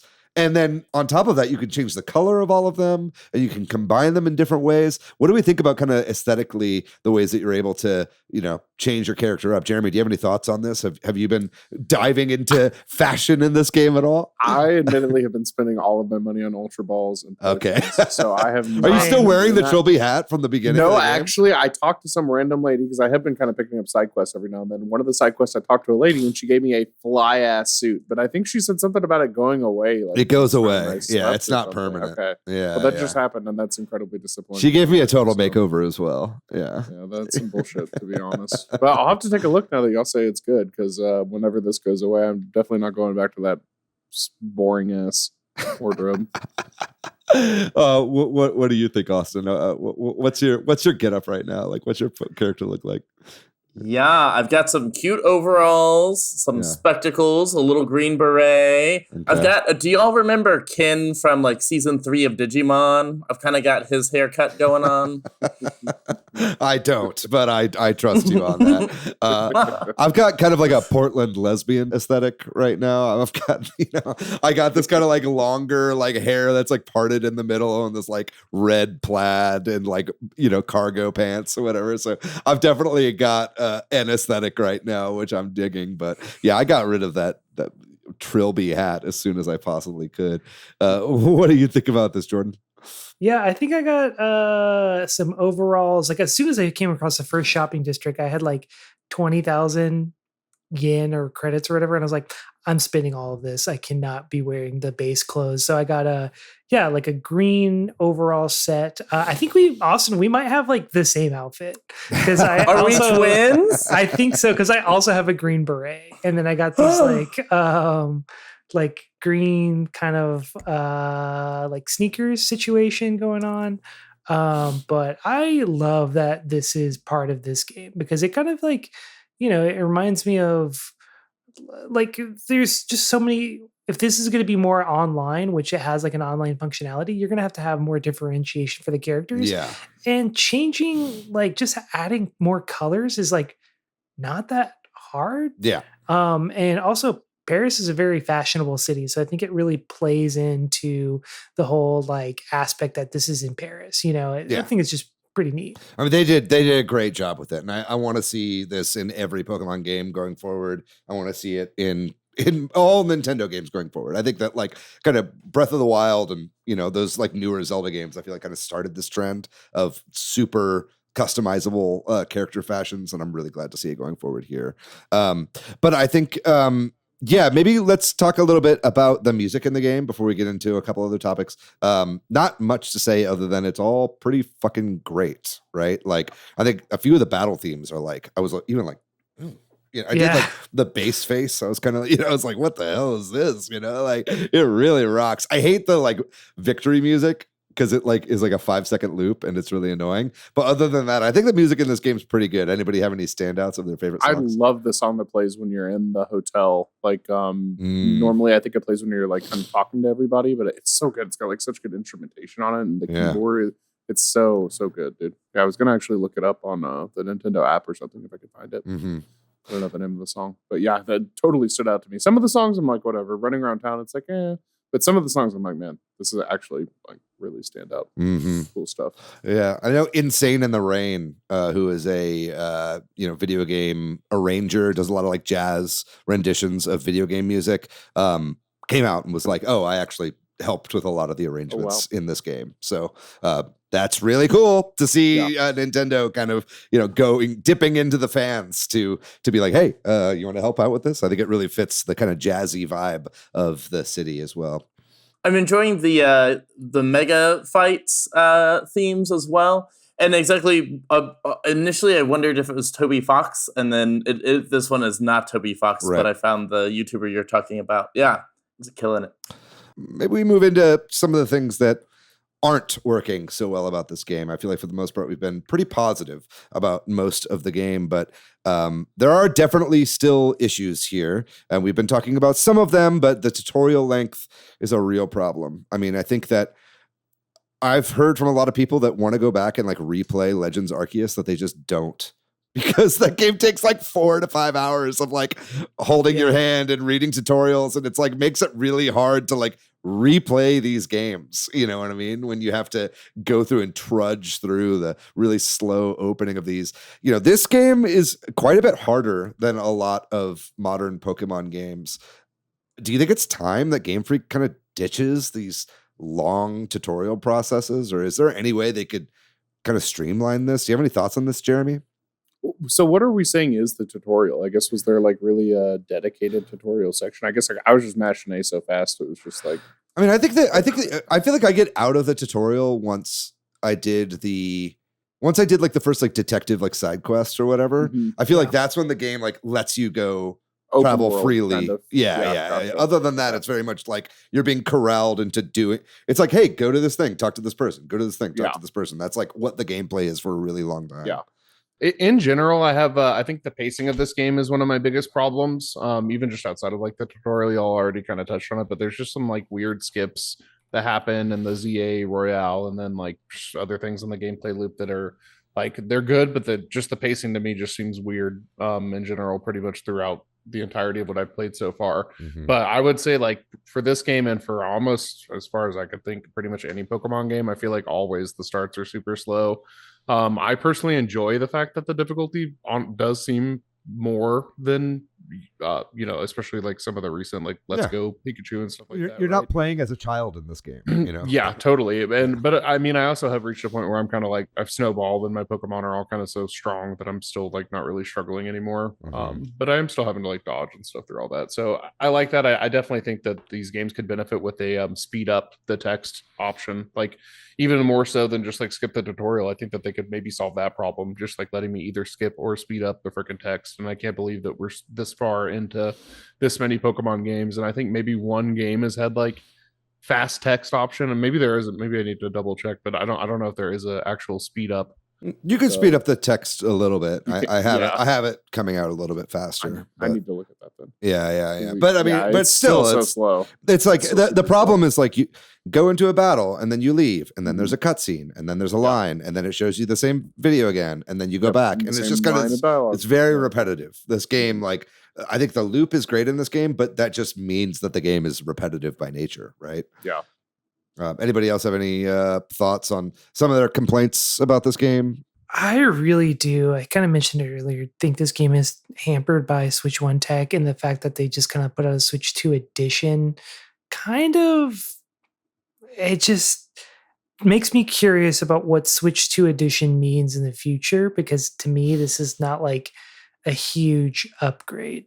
And I'm just kind of curious what that means. I mean, like, makes me nervous a little bit for Metroid Prime 4, but also kind of just shows me that I think this game has been done for quite a while and probably got pushed back for timing purposes of having a Pokemon game for the fall of the Switch 2 release. And then also just to kind of like give more time for Gen 10. I hope that's what's going on behind the scenes, but I hope. Yeah, I feel like that time could have been taken to kind of like maybe fill out the world a little bit more as far as like movement goes, because there are shenanigans to get into, and it does feel dense in that way. But like, I can't just walk through a world where everyone's static anymore. I just can't do it. It's 2025, man. Like, I don't know what to tell you. And I feel like the other thing is kind of curious, like, this is a follow-up to Legends Arceus first and foremost in my mind. So is this kind of the follow-up people wanted? Because I think one of my favorite parts about Arceus was I love Pokemon for the collecting aspect. Like, I think that's the battles to me are secondary or like a necessary part of it, but like the collecting is fun. And I think like the focus in Arceus being so focused on collecting, like, made me want to play that more. It's also the reason why I like Pokemon Snap, it's just like, it's about collecting the pictures of the Pokemon. So I don't know. I was a little bit dismayed that this is more battle focused, but they changed the battle system enough to be more complex and interesting. And it made me think that this is kind of just between these two games. Now we have a way for Pokemon Company and Game Freak to really just experiment with the formula and see what works, see what people like, but without the pressure of, oh, you ruined my childhood franchise or something, by Gen 10, they're like, oh, you updated this and I'm going to hate you forever and never buy your game. And then it still sells like 25 million copies. But I don't know. It's a weird game, but I'm not having a bad time. Yeah, I kind of agree with you, because I really liked Arceus a lot, and it felt like, oh man, this is so good, but I feel like they could really improve on this. It's like, I'm glad they tried something new with Arceus, but I was like, man, think about if they like really nailed this formula that they presented here, and then they kind of just went a completely different way. And it's like, okay, well, but there's still more you could do with that formula, so maybe they'll kind of go back and forth, or maybe Legends is just like every time it's a Legends game, it's like trying out a new thing, and I think that there's merit to that, but I do hope that they like take lessons from some of these, you know what I mean? Yeah, there is like this whole ranked battle section, right, of online, and I am kind of curious to see like how much depth there is to that, right? Admittedly, I've kind of told myself like I'm not even going to touch this until I finish the main story, but like who knows, maybe there's like a huge amount of game behind that, right? Because like in the past I feel like they've tried to emphasize that more and more, and of course like people get really into the turn-based online with like effort value stuff and just EV maxing and shit like that. I wonder how that's going to work in like a real-time Pokemon game, right? Like I wonder if maybe it actually is some really fun competitive experience. There's definitely potential there, but I haven't really had a chance to really dive into that yet. Yeah, no, I think it's an interesting thing to kind of consider. What about you, Austin? Is there any kind of big thing that's eating at you about this game? I think the collection aspect mentioned by Jordan is similar. I bet that retooling the moves to still feel like what we know, but work in this new battle system. They had to limit the move pool, and so Pokemon as well. But having, I think, just a few more than 150, right? Like we're somewhere between 150 and 200 Pokemon to collect. For like this decks. Yeah, it just doesn't feel like enough for a Pokemon game in 2025. There's a DLC that is scheduled, and I just can't imagine that they're not bringing new Pokemon and new Mega Evolutions. I'm sure they will. But yeah, it's just that's behind a paywall. So yeah, that's a bummer. I will say that because that's a $30 DLC. Am I correct in that? In the US, I'm pretty sure. Is it only one DLC? It's just one. Yeah, that's pretty ridiculous. They've got did Arceus ever get DLC? Like paid DLC? I think it had like an actual DLC. So. Yeah. So, for a game that really feels so claustrophobic and confined to like one area, the fact that they've like clearly split off story stuff, or at least stuff that takes place after the main story is complete, into its own kind of paid DLC, that's kind of a little shitty. I don't love that. I think ultimately something that I'd like to see going forward with the Legend series at the very least is like combining the real-time battling of this game with the open world of Arceus. I think if you took the best parts of Arceus and the best parts of ZA and sort of mashed them together, you'd have like a really amazing Pokemon game, right?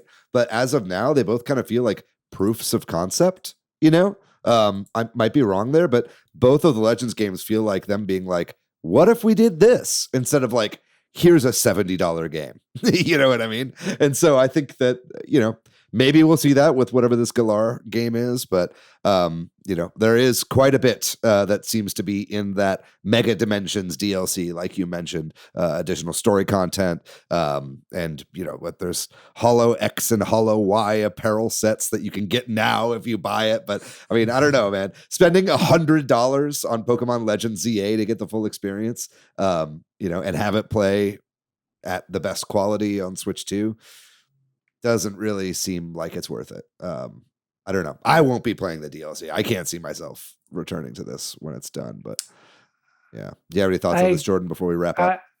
I agree. And also the DLC doesn't come out until, what is it? February next 28th? Year. Yeah. So like by that time, I'm going to be so far beyond this game that the only way I would play it is if it's included with the NSO subscription, which will never happen. It won't be. Yeah. So I think I'm with you. I don't think I'll ever play this, which is just weird. That it also just kind of, to me, lends credence to the fact that they were already done with this game. Mm-hmm. And then they're like, oh, let's just keep making DLC like while we have a little bit of extra time. It just makes me feel like this game has been done for a while. The DLC is probably already finished, and they're just sitting on it waiting for a few months. That's a whole conversation, I think, about how Nintendo is kind of treating DLC in the modern era, because a lot of people are pissed off, especially with the Donkey Kong Bonanza stuff and kind of withholding content. They were pretty good about it for a long time. I think with the expansion passes for like Breath of the Wild and whatever, you could tell like, oh, like they're still working on this, as it's coming out, but that doesn't really seem to be the case these days. Yeah, I think I'm way more okay with it in a Donkey Kong situation where it's not necessary to complete the story of the game. Even if this is like an addendum or like a epilogue to the game, like it is a story content. Whereas like Donkey Kong is more of kind of like its own mode using the base game as a template, which I'm like way more for me personally okay with that kind of a DLC, even if it comes out, right after the game comes out. It's like, because also Donkey Kong had so much content in it already. So I don't know. For this one, just feels a little scummy. Yeah, I feel you. Well, not to just leave everything on a negative note, but is there anything anybody kind of wants to say as we're wrapping this up? Anything we missed throughout this discussion? Oh, just to kind of touch on the actual Pokemon themselves, right? I think that the megas that I have seen have been pretty cool. Some of the designs have been kind of whatever, to be honest, but some of them have been pretty cool. I know like a lot of the cool ones that I've seen so far, I haven't actually encountered in the story, but I saw during promotional stuff like the Victory Bell, and I'm pretty into stuff like that. But that's definitely been a highlight, as it is with any Pokemon game, is actually seeing the new stuff. I would like to see a few more new things, but seems like there are quite a few handful of new mega evolutions in the game. So definitely curious to see where that goes and what else they kind of bust out there. The one mega design that has, I'm not going to say it because it is a spoiler if people are wanting to keep that, but that is very memeable and out there in the wild right now. I love it. I think the goofier megas have a special place in my heart, and I 100%. Hope that they continue in that direction. Yep. Do you have any kind of closing thoughts on the game that we didn't get to in the discussion? I do think that this, outside of Arceus, both Sword and Shield and Scarlet Violet, I had some buyer's remorse. This one I'm actually enjoying myself. I know that part of it is that it is deeply connected to my childhood, and so that's why I'm here. But I'm actually like not just grinding to grind, which is how I have felt in the main series for a while. Yeah, they've made it kind of exciting to battle, which is like it hasn't really been like Pokemon battles haven't been very exciting for a while. It's been very rock, paper, scissors, do you right? Your type matchup and Leer and all these growl and everything like has never really felt like, the status attacks, feel like they have more weight now than they ever have before. Now that there's like a timer system on the attacks. So I think that they've somehow shaken up the battle mechanics, which I thought they could never really do. So that's at least very impressive to me. Jordan, do you have any kind of final thoughts as we wrap up here? Yeah, it's kind of about time for the battle mechanics to shake up, because I feel like, to kind of tie it back to last week's episode, but there's like indie spiritual successor RPGs like Chained Echoes or Sea of Stars that take, the JRPG formula and kind of like expand upon it and add new kind of like mechanics and stuff to make it more interesting than just I hit them, they hit me, back and forth, and then with type matchups. So it's nice to see them kind of experimenting with that battle formula and kind of trying to push it towards the future, because they're going to have to do it before the indies take it over. Yeah, it's an interesting game. I'm enjoying it more than I thought I was going to. I'm kind of a Pokemon hater these days, I think, when it comes to a lot of the modern Pokemon games, but I was a little surprised by this game. Maybe we'll do a quick lightning round. Do you guys recommend this game or not? Jordan, you give us a recommend? Yeah. Yep. Austin? Yes. Jeremy? I would say if you like Pokemon, it's a no-brainer. If you're not into Pokemon, maybe watch a little bit of gameplay and see if you're really into the idea.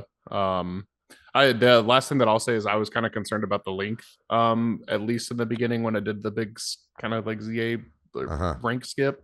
I'm not as concerned at this point. It feels like the gameplay loop has kind of buffed itself out. Okay. And it feels like there is a lot to go in the story there. Again, I'm not done with it, but that was a concern that I had a little bit ago that I think I have eased up on quite a bit now after playing a couple more hours of it. It seems like there's a bit more there than I thought at first. So would recommend pretty much. All right. Well, I think that is official then. That is an official recommend from the Switch Headz crew with a caveat on know that you're going to be getting some jank. This is not a perfect game. Yep. It's got a lot of those horrible Pokemonisms that we see in a lot of the modern games. And boy, howdy, this game could be a lot better. but I am pleasantly surprised with the gameplay loop, and I find it to be a lot more fun than many of the Pokemon games that I've been playing recently. I have been sucked into the, I'll just do one more little thing, or actually 3 hours have gone by and I'm still playing this game, and where did the time go? So if that sounds interesting to you, I think you will also enjoy this game.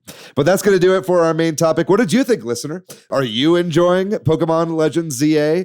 Is this a buy for you? Is this a game that you've decided to sit out on and wait until the next gen? Make sure you let us know in the comments of this video. Let us know on Discord. Tell your friends about the show and get their opinions and what they think about this as well. We'd love to hear all of that and more. But I think until then, we're going to take a small break. And when we come back, we're going to talk about the games we've been playing recently.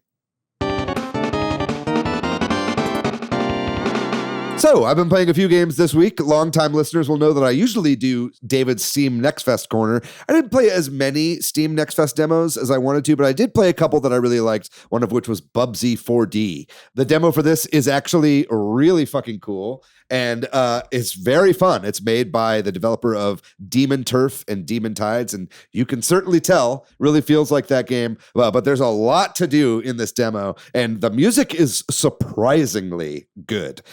There's one track in here that was kind of blowing my mind as I was playing. I had to put the game down and just kind of jam out for a while. But this is a new game from Fabraz.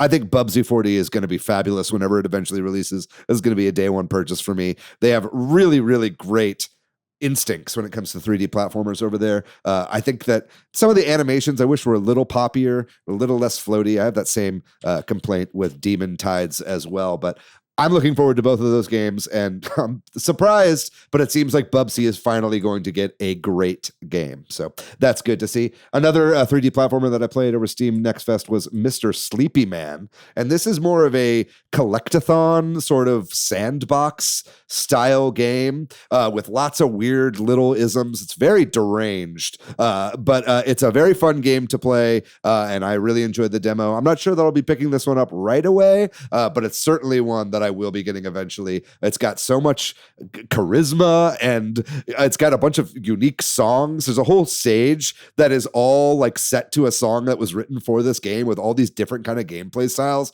I really recommend everybody try out this demo if they have a chance. Mr. Sleepy Man was one of the most like feature-filled demos I've played in a really long time, and it has so much character to it that it's gonna be an insane game when you eventually play it. Last thing that I'll bring up was a game that was recommended to me by Hog, and that is Repeater. It's a first-person shooter game that's set in these kind of recursive worlds that continually loop. So it's like you see yourself in the distance and other characters, and you're kind of changing gravity and falling and stuff like that. So a really fun multiplayer demo. I had a really good time playing that. And then I played a couple games that I'm not going to spend too much time on because I actually just guested on AV's podcast, Dialogue Tree. Oh, that's right.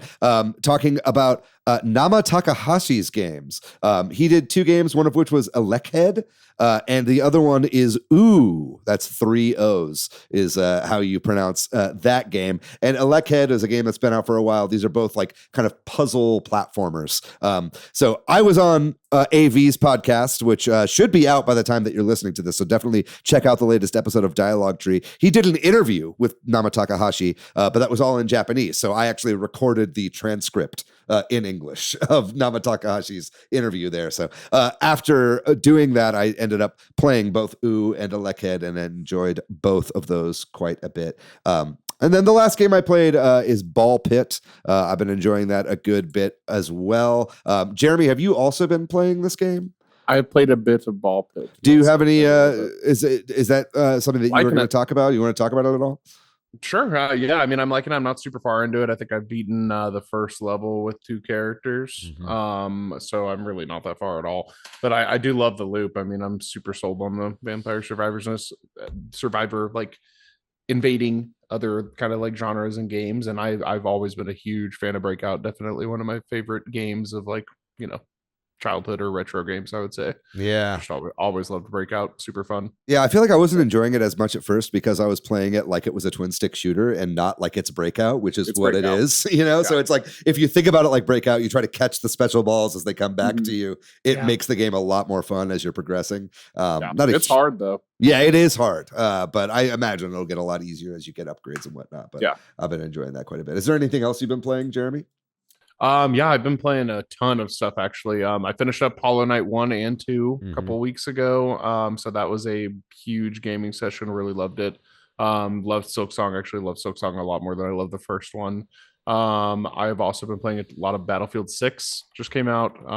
Absolutely loving that too. Been having a fun time squatting up with the homies and jumping in tanks and helicopters. Just absolutely fantastic experience. It really feels like Battlefield is like back to the 4 and 5 days, or maybe not 4, but 3 and 4 days, where it just feels really good. And is that game free to play? Battlefield? No, it's a $70 game. Okay, and gotcha. but I mean, they're supposed to be updating it pretty frequently. Player base is huge right now. A ton of people playing it. It's crossplay, so really recommend it. And I also just cannot stop playing Deadlock, like I said at the beginning. It's not officially out yet, but I mean, if you have a PC and you can find an invite, really easy to just get random people to invite you. It's been a blast. Arc Raiders is coming out in like a week or two also. So cool. Very cool. What about you, Jordan? What have you been playing recently? Really just this and Silksong. I really haven't had a ton of time for much else. Silksong, I am in Act 2. I'm about 30 hours in, I'd say. So I'm getting pretty far. I'm making my progress through the Citadel. But yeah, it's just incredible. But it also just like never gets easier, which is like crazy. Like, you know, I feel like there's a certain point in Silksong or in Hollow Knight, the original, where you get to a point where you're like, oh, you can kind of like blast through some of the main areas. But this time I'm like, no, I have to like stop and like think before I run through an area. Otherwise I might just lose all the health on the way to my body or whatever. So it's kind of crazy that this game is continually hard. And I'm kind of afraid to get to the Act 3. I don't know if there's more than that, but I'm like, if Act 2 is this hard already, like shit, man. Yeah, but yeah, other than that, man, that's pretty much it. So I'll just keep it short. And Austin, what have you been playing? Yeah, also playing Silksong. I think you and I are probably in the same place. I hit a wall where I decided to go back and do some of the little side quests that I had built up it's a little palate cleanser. Yeah. And then I'm playing Deltarune again, this time with my They Bay, and we each have characters that we will voice while we're playing through it. That's cool. It's a good time. So you've played through this game already, and this is like a second playthrough for you. Oh, this is my 4th playthrough. Oh my goodness. What is it that keeps you coming back? Is there like branching paths, or is it just like reliving the memories? Well, the chapter 1, it starts off with a strong theme of your choices don't matter. Right. And so we're still waiting for the payoff, but I don't think that's true. So I'm creating a few different save files just in case, which also might come back and bite me in the butt, because in Undertale, if you made a choice in one save file, that upset all of your save files. Goodness. So we'll see what the payoff is in chapter 7. Absolutely. Yep. Well, good luck to you either way. I hope that your choices matter for what it's worth. Thank you. Absolutely. Well, I think that's going to do it for this episode then. This was a great discussion. Thank you both to Austin and Jeremy for joining on today's episode. It was such a pleasure talking to you, and great to have you on again, Austin. It's been far too long. I hope we can get you on again more recently than the last time. And Jeremy, we'll be sure to have you on again soon as well. Thank you to milkyway.co for doing our website. Thank you to Corduroy for doing our music. And if you'd like to find me online, I'm pretty much everywhere on the internet at Monolith Fiji. You can find me at Bordan. And what about you, Jeremy? Where can people find you online? I'm Poop Stump. Poop Stump. Some places, yeah. Steam. Not really anywhere else. Yeah, Steam. You're on the Discord as well. You Poop Stump on there as well? Yeah, I'm Poop Stump. That's what I'm talking about. What about you, Austin? Where can people find you online? Oh gosh, Cookie Cat Courts on Instagram or Valpurgisnacht on Discord. Valpurgisnacht? Is that what you said? Yeah, Wow. It's the night of burning witches and Germany. Of course, that's what I always thought it was. If you'd like to find our show on social media, we are at Switch Headz on Blue Sky and Twitter, at Super Switch Headz on Instagram, Facebook, and TikTok. We have a website, switchheadz.com, and we have a Discord, a Facebook group, and a Patreon. We'll have links to all three of those in the description of this episode. Whether you're watching us on YouTube or you're listening to us on Apple, Spotify, or any of the other podcasting platforms, we would love it if you would join us over there on the Discord and click through that link. Toss us a couple bucks over there on the Patreon. Subscribe on YouTube. Leave a review on Apple or Spotify, and tell your friends about the show. Share it around on Reddit or social media. Word of mouth goes a really long way, and we appreciate y'all's patronage. But above all else, join us on the Discord. It's such a great place to have conversations about the show and just hang out with a bunch of like-minded gamers. Really good time. Maybe when people make their way through the ZA story, people will start playing more online Pokemon in there. I'm sure I can see some multiplayer ranked battles happening within the Discord in the immediate future. So that'll be a good place to tune in for that. But other than that, I mean, that's it. We got a great episode for you guys next week, so don't touch that dial. But in the meantime, you guys know the drill. Stay safe out there. Be kind to yourself. Be kind to one another. Catch them all if you so desire. Fuck ICE. Free Palestine. We love you guys very much. We'll see you next week. Bye-bye.